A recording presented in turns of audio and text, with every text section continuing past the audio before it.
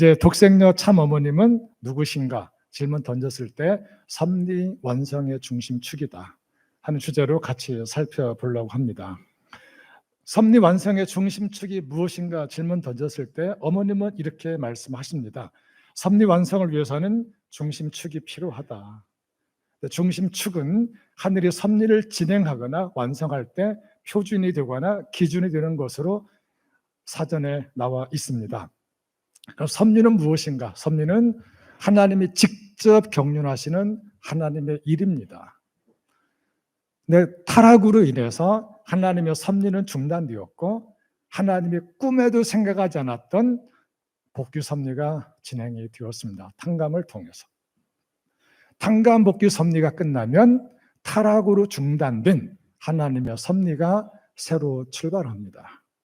큰 틀에서 보면은 천일국 기원절을 통해서 탕감 복귀 시대는 완전히 자취를 감췄습니다. 하나님의 섭리 시대입니다. 여기에는 타락이나 복귀나 탕감이나 이런 개념이 없습니다.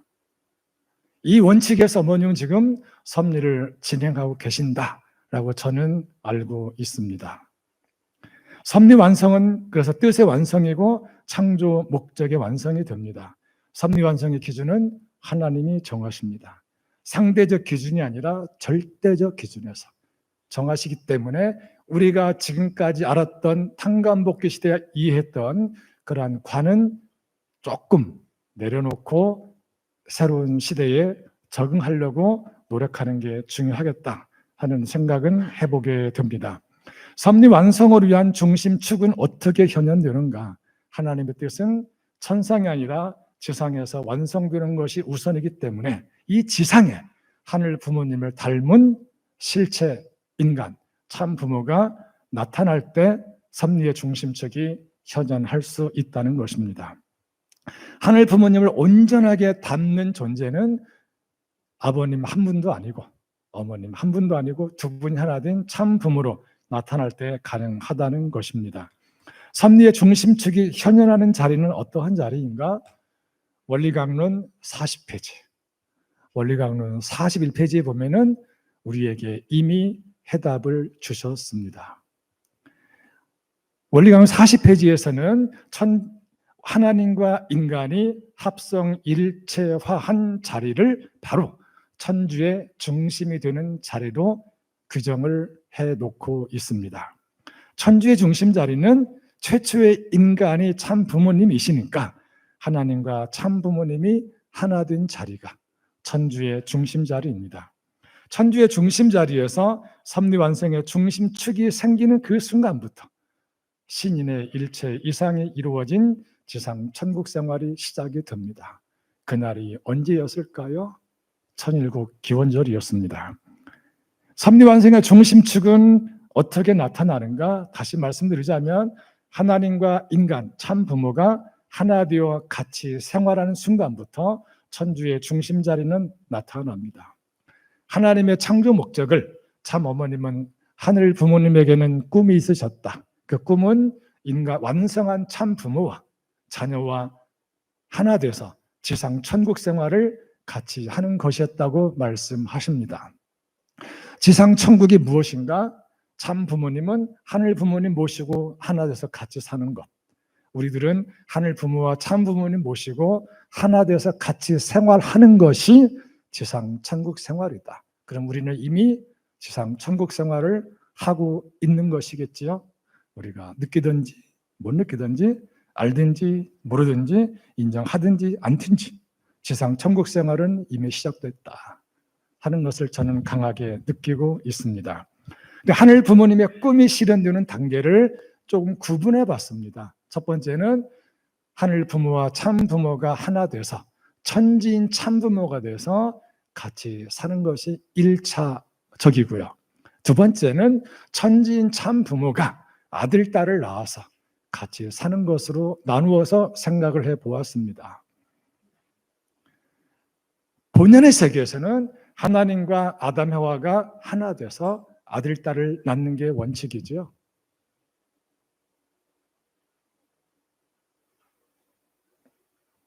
그 하늘 부모님의 꿈이 실현되는 천주의 중심 자리는 구체적으로 어떤 자리인가?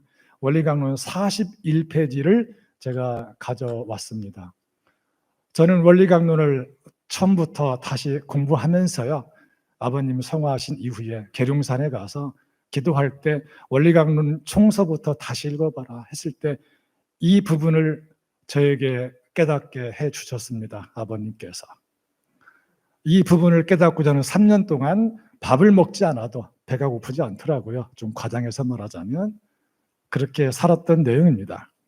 그러니까 아담과 해와가 완성한 부부로서, 그러니까 개인 완성, 하나님의 주례로 결혼해서 성혼해서 부부 완성, 부부로서 일체를 이룬 그 자리가 바로 사랑의 주체이신 하나님과 미의 대상의 인간이 일체화하여 창조 목적을 완성한 선의 중심이 되는 자리이다. 이게 창조 목적이죠. 하나님의 창조 목적은 아담 해와가 개인 완성, 부부 완성하면 그 자리에 내려오셔서 천주 부모이신 하늘 부모와 천지 부모인 참 부모가 하나 돼서 천지인 참 부모로 현현하는 것, 이게 창조 목적 완성이다라고 설명합니다. 이게 창조 목적이라는 주어를 하나님으로 바꾸면 하나님이 하나님을 닮은 부부로 완성한 아담 해와에게 찾아와서 하나 되면 천지인 참부모가 되는데 그 자리가 바로 창조 목적을 완성한 선의 중심이 되는 자리다. 지금까지 이게 나타나지 않았는데 기원절에 나타났습니다. 두 번째는 여기에서 비로소 부모 되신 하나님은 자녀로 완성한 인간에게 임재하시어 영원히 안식하시게 된다. 하나님이 영원히 안식하는 곳은 참 부모의 실체 안에서죠.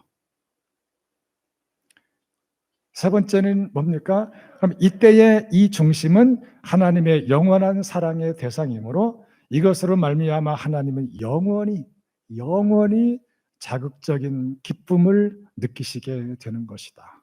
이렇게 설명했습니다. 하나님은 사랑의 주체라면 하나님의 사랑의 실제 대상은 누굽니까? 참 부모죠. 사랑의 주체가 있는데 하나님 사랑은 혼자 못 느끼니까요. 사랑의 주체이신 하나님이 계실 때 부부가 하나 돼서 사랑의 절대 상대가 돼서 나타나면 하나님은 자동으로 임재해서 우리가 배웠던 절대 성을 통해서 하늘 부모와 참 부모가 하나 되시는 겁니다. 그때 느끼는 최고의 자극적인 기쁨, 그게 첫사랑의 자리죠. 그 사랑의 주인공이 되려고 하나님은 인간을 창조하신 겁니다. 그러기에 셋째는 이 중심은 하나님의 영원한 사랑의 상대, 영원한 사랑의 상대는 참 부모이십니다. 수수작용을 통해서 하나님은 영원히 자극적인 기쁨을 느끼신다. 한 번이 아니죠. 이 기쁨은 간접적인 기쁨이 아니라 직접적인 기쁨이 됩니다. 하나님만 느끼시겠습니까? 하나님이 느끼실 때 참 부모도 같이 느끼겠지요. 하나님의 사랑을 개념이 아니라 온몸으로 직접 경험하게 되면 그 단 한 번의 여운이 영원히 가기 때문에 변치 않는 믿음을, 신앙을 유지할 수 있다는 말씀도 되겠습니다. 그래서 평화 메시지 21페이지에 보면은 참 부모가 성혼해서 국가 기반에 서기만 하면 하나님은 꿈에라도 현몽하여 헬리콥터로 태양을 운반하고 달을 옮겨서라도 공중에서 기쁨의 번개를 만들고 환희의 천둥을 울리고 싶었을 것이다. 그런데 그날이 기원절이었다고 생각한다면 기원절의 의미를 새롭게 생각해 볼 필요가 있을 거라고 봅니다. 그리고 여기에서 비로소 하나님의 말씀이 실체로 이루어지기 때문에 하나님 말씀은 창조의 설계도입니다. 구상이죠. 실체로 이루어지기 때문에 여기가 바로 진리의 중심이 되어 모든 인간들로 하여금 창조 목적을 지향하도록 이끌어주는 본심의 중심도 되는 것이라고 설명해 주고 있습니다. 하나님이 계십니다. 하나님의 말씀이 로고스입니다. 이 말씀을 실천해서 실제가 나타나고 실제가 선포하는 그 내용이 진리다. 그래서 신학에서도 진리가 무엇인가? 실천된 내용이 진리라는 것도 확인해 볼 수가 있고요. 요 다음 문단에 보면은 여기에서 아들, 딸 낳고 사유기대가 완성되는 것까지 설명해 주고 있습니다. 따라서 천주의 중심자리가 나타나서 처음에는 한 점같이 보일지 모르지만 이것이 팽창해서 폭발할 수 있는 환경만 만들어지면 빅뱅 이상의 폭발이 벌어져서 모든 인간들의 본심이 어디를 향합니까? 천주의 중심자리. 천지인 참부모, 밤낮의 하나님, 천구진 성덕 황제에게 향해서 우리가 상상할 수 없는 일들이 벌어진다는 것도 설명해 주고 있습니다.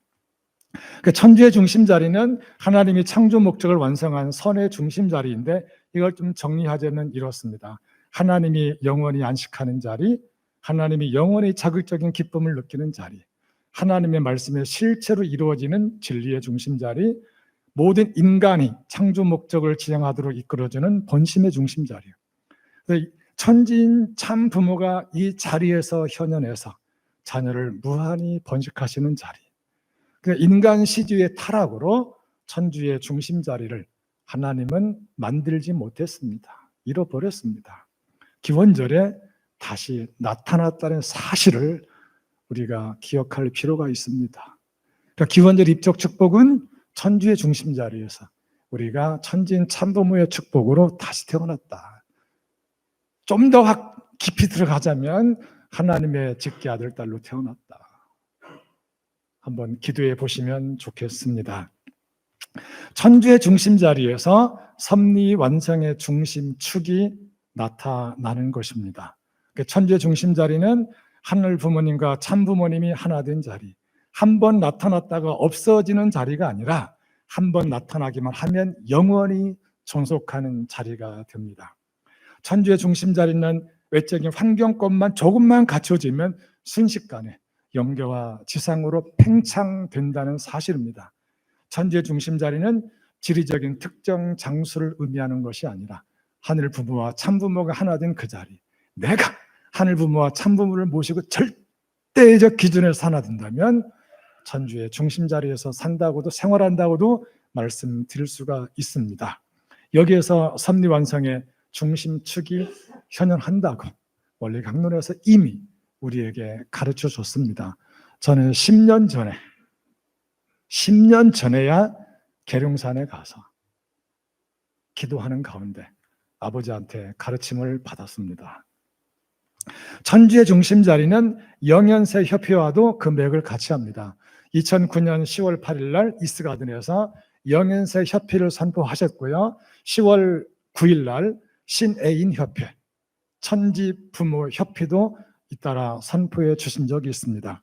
그런데 실체 말씀해 보면은 실체적 천일국 시대가 펼쳐지만 합니다. 실체적 천일국. 천일국에는 내적인 천일국이 하나님이라면 외적인 천일국은 참 부모이시고요. 내의 천일국이 하늘 부모님과 참 부모님이 하나 돼서 출발하는 나라라면은 실체 천일국은 하늘 부모님과 참 부모, 영계와 지상이 하나 돼서 출발하는 나라의 이름이기 때문에 실체라는 단어를 쓰셔서 설명하십니다. 실체적 천일국 시대는 기원절부터 이미 시발이 되었습니다. 실체적 천일국 시대가 펼쳐지면 이 땅에 영현세피가 중심축의 자리에 서서 만유를 치료하게 될 것입니다. 영계와 육계를 연결하여 실체적인 통일을 완성하고 천리와 천도로 섭리를 경륜하게 된다는 뜻이라고 말씀해 주셨습니다. 영현세협회는 섭리 완성의 중심축과 맥락이 통하기 때문에 지금 소개를 드리고 있습니다. 실체적 천일국 시대는 이미 시발되었고요. 실체 천일국은 내의 천일국이라는 말씀도 설명을 드렸습니다. 실체 천일국은 영계와 지상이 하나 된 나라를 의미한다까지 말씀을 드리고 싶고요. 그 이후에 설명해 주신 내용은 이렇습니다. 하나님을 모시는 변치 않은 영현세협회. 앞부분은 그냥 참고하시면 좋겠고요. 중간 이유만 읽어드리겠습니다. 하나님과 단절됐던 모든 것을 이제는 단절되지 않게 다 붙여서 하나 만든다 이겁니다. 그렇기 때문에 하나님을 모시는 영현서의 협회라고 부모님이 이름을 붙였습니다. 하나님을 모시는 변치 않는 협회를 만들었습니다. 이미 영현서의 협회와 천주의 중심자리, 섭리의 중심축과는 일맥상통하는 면이 있다는 것을 말씀드리고요. 이 앞부분에 보면은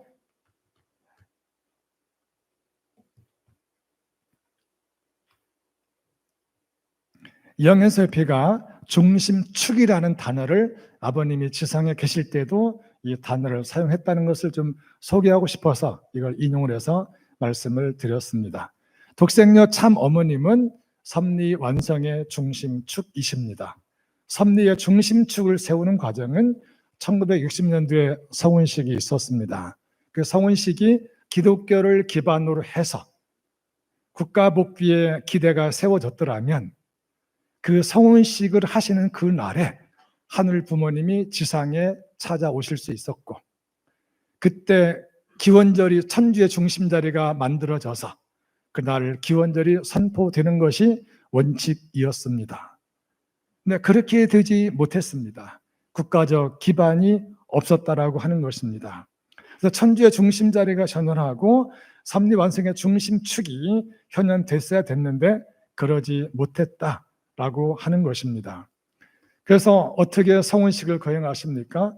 날짜는 3년 전에 이미 정했는데 그 기간 안에 국가복귀가 이루어진다는 보장이 없을 때 조건적으로 국가복귀의 토대를 만드셔서 성운식을 거행하시게 됩니다.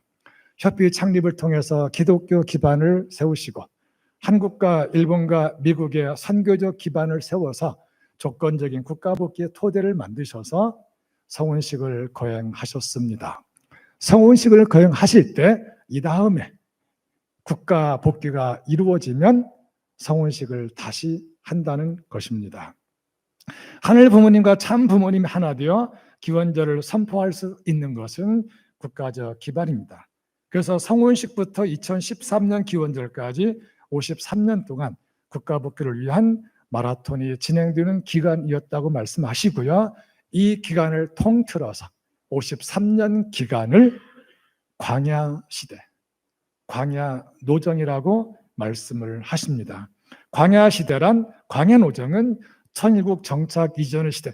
누가 천일국 정착입니까? 하늘 부모님이 지상에 오셔서 천일국에 정착하기 이전의 시대를 광야시대로 새롭게 우리에게 정리를 해 주셨습니다.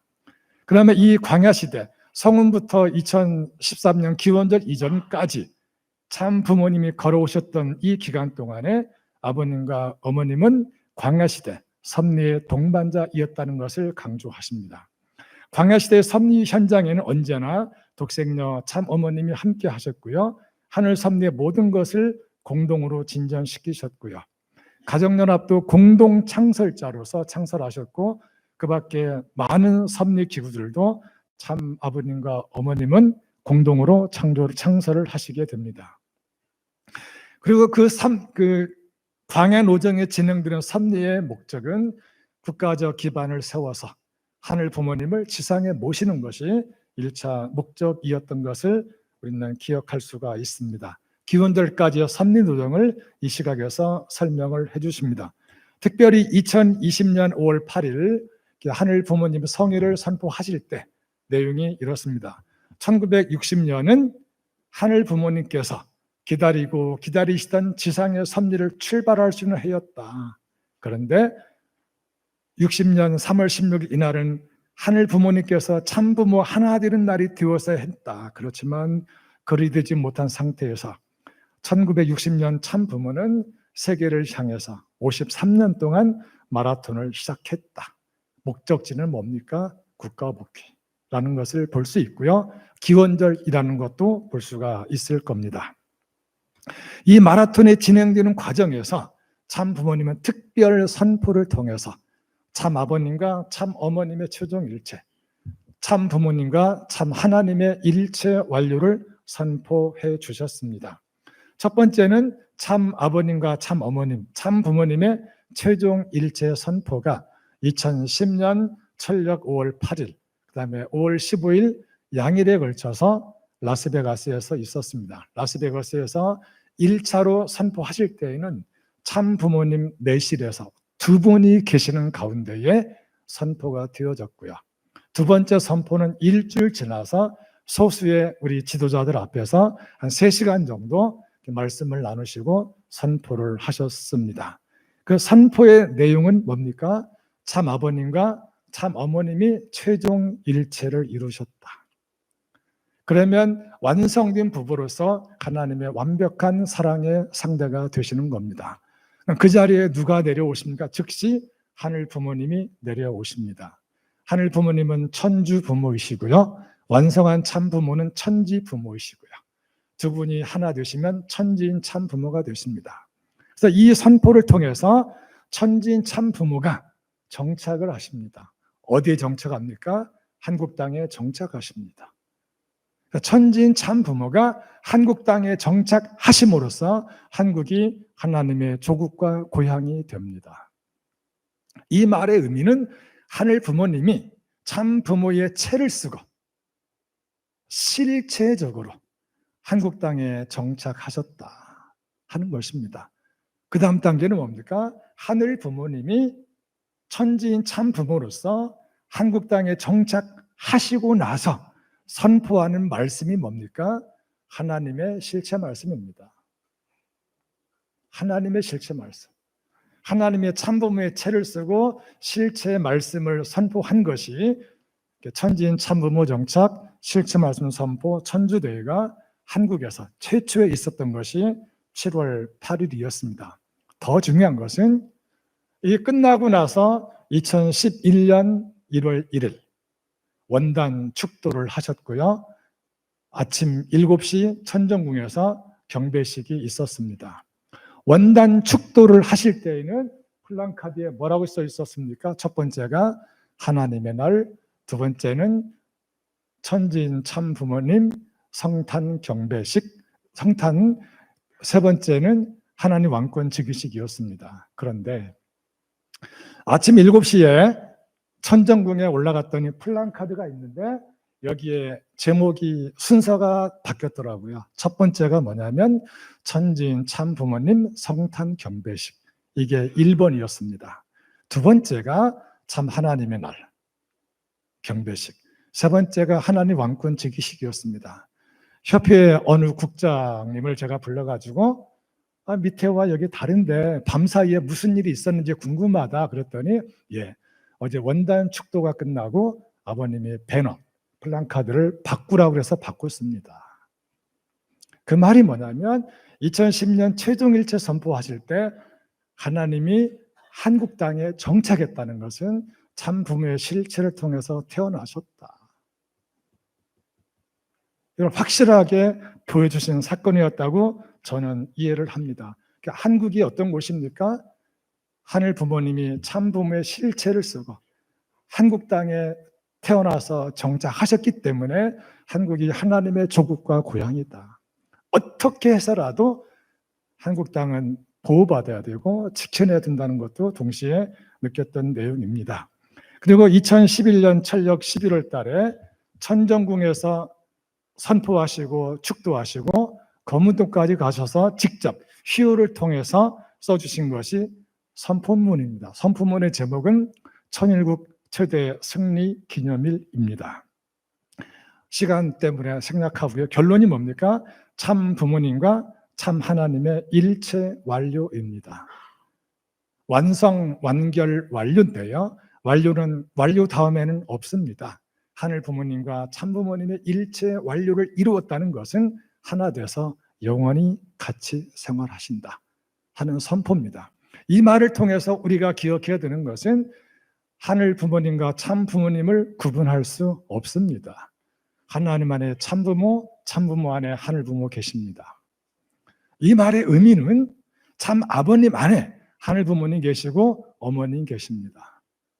어머님 안에 하늘 부모님 계시고 참 아버님 계십니다. 우리가 분리할 수 없습니다. 아니, 분리할 필요가 없습니다. 섭리의 1차 목적은 하늘 부모와 참 부모가 하나 되는 것이기 때문에 이 사실을 우리가 인식한다면, 느낀다면 우리의 정체성도 차원이 달라질 거라고 저는 확신합니다. 천일국 기원절 선포는 아버님은 육신을 쓰시고 지상에 계시지 못한 상태였습니다. 지상에 계신 어머님이 천일국 원년을 선포해 주셨습니다. 그리고 천일국 원년부터 참 어머님은 섭리 완성의 중심축으로서 지금까지 섭리를 이끌어 오고 계십니다. 어머님이 지상에 계신 동안은 하늘 부모님은 지상에서 육신을 쓰고 직접 역사하실 수가 있습니다. 어머님이 육신 쓰고 지상에 계시기 때문에 아버님도 마찬가지이고요. 그러기에 어머님이 지상에 살아계시는 동안이 황금기다 하는 것은 하나님의 모습을 우리가 두 눈을 뜨고 볼 수 있기 때문이라는 것도 생각해 볼 수가 있습니다. 저는 이전부터도 그랬지만 이 선포물을 공부하면서부터 하나님과 참 부모를 구분할 수 없다면 아버님을 뵐 때 살아계신 하나님, 어머님 뵐 때도 살아계신 하나님이다. 하늘 부모를 뵙는 것이다. 생각하고 천정궁 올라갈 때마다 가슴이 떨리고 발자국 옮길 때마다 느낌이 세포가 떨리고 그런 느낌을 가지면서 참 두렵고 떨리는 마음으로 갑니다.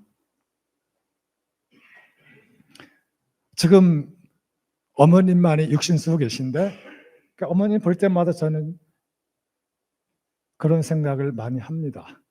살아계신 하늘 부모를 만나러 가는데 초대를 받았는데 여기에 다른 무슨 조건이 필요할까 하는 생각들을 할 때가 참 많이 있다는 것을 좀 공유하고 싶고요. 기원절 이후에 지상 섭리의 중심축은 당연히 그러니까 참 어머님이십니다. 하늘 부모님의 꿈을 지상에서 실현시켜 드릴 수 있는 유일한 분, 하늘 부모님과 인간의 꿈, 소원을 동시에 이루어 줄 수 있는 유일한 분, 하늘 부모님을 모시고 아버님과 하나 돼서 지상에서 역사하시는 분이다 하는 것을 가르쳐 주고 계십니다. 하늘 부모님의 꿈은 참 어머님을 통해서 구체적으로 하나하나 지금 실현되어 나가고 있습니다. 그러기에 하늘 섭리는 기원절을 기점으로 대조난을 맞이했던 것을 우리는 기억합니다. 하늘은 참 어머님께 천일국을 계문하라고 하셔서 계문을 하셨고요. 참 어머님은 당대에 기필코 섭리를 완성시켜 드리겠다고 결심하시고 특별히 7년 노정 가운데 7개 국가복귀, 7개 종단복귀, 대륙복귀에 박차를 가하셔서 이 기준을 세우시고 꿈에도 그리던 천일국 안착을 선포해 주셨습니다. 그리고 2020년도에 온 인류를 품을 수 있는 하늘 부모님 성회도 창립해 주셨습니다. 독생녀 참 어머님은 섭리를 완성하신 분이라는 주제를 보면은요, 성장 기간을 거쳐서 성혼식을 하심으로 하늘 어머니를 완성시켜 드렸습니다.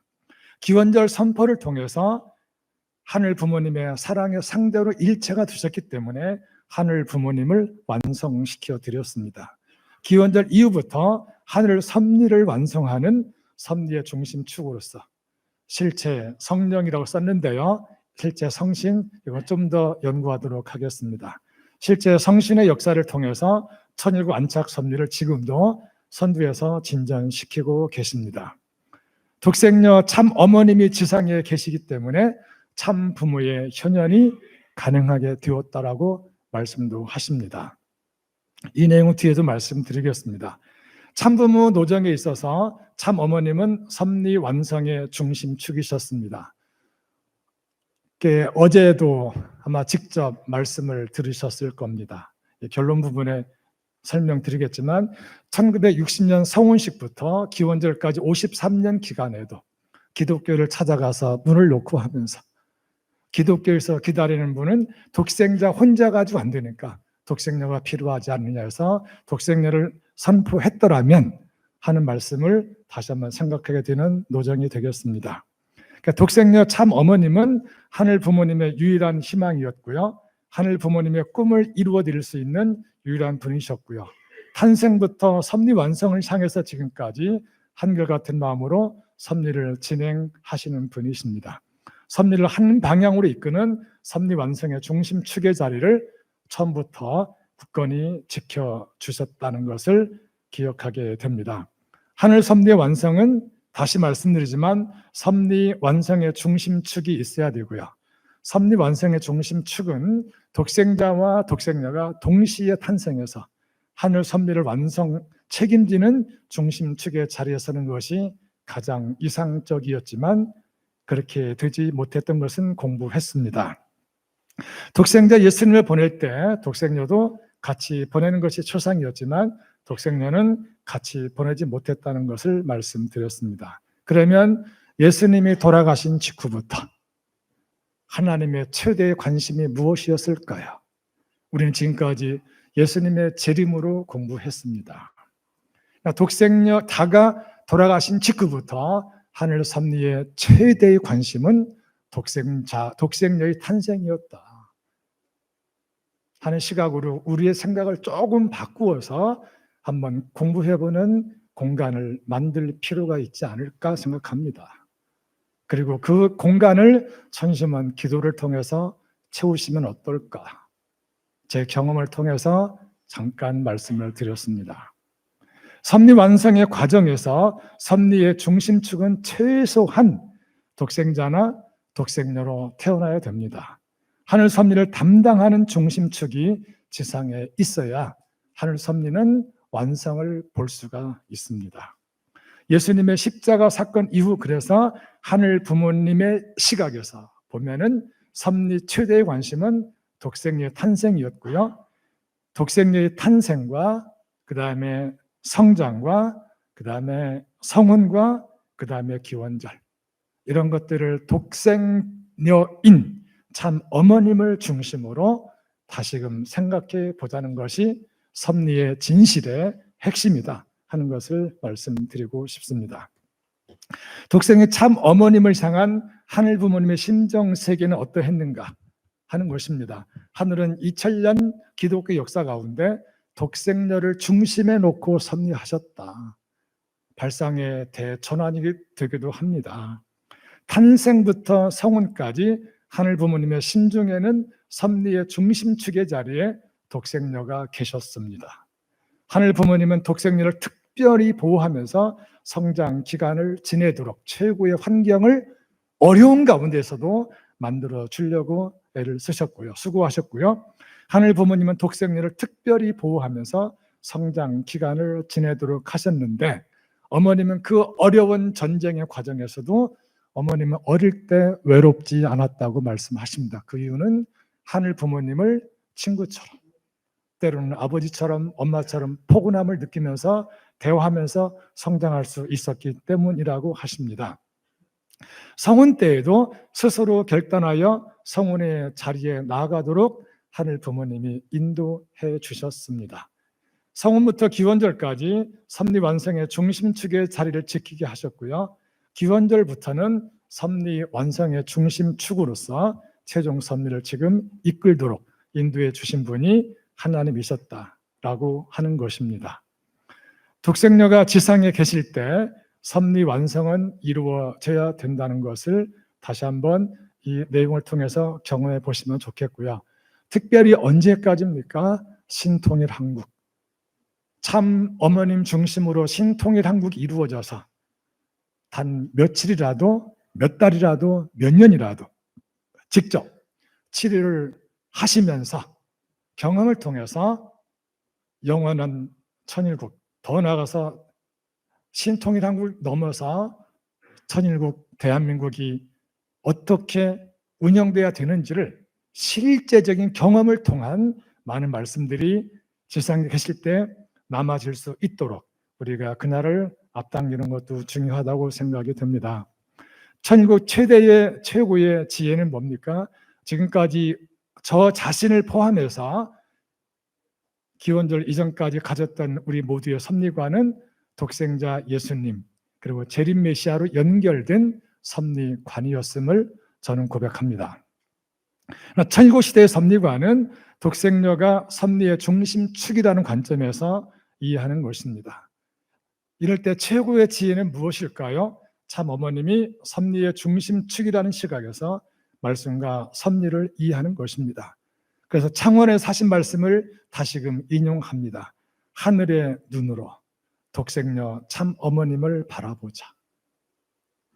그러면 우리의 시각이 하늘 부모님의 눈으로 어머님을 바라보기 위해서는 천시면에 가서 조금 정성을 더 드려야 되겠죠. 그러면 섭리의 말씀을 이해하는데, 섭리와 말씀을 이해하는데 새로운 지평이 열려서 새로운 차원에서 섭리를 바라보고 어머님도 바라보고 참 부모님도 하늘 부모님도 바라볼 수 있게 될 것이라는 것을 저의 경험을 통해서 말씀을 드리고 싶습니다.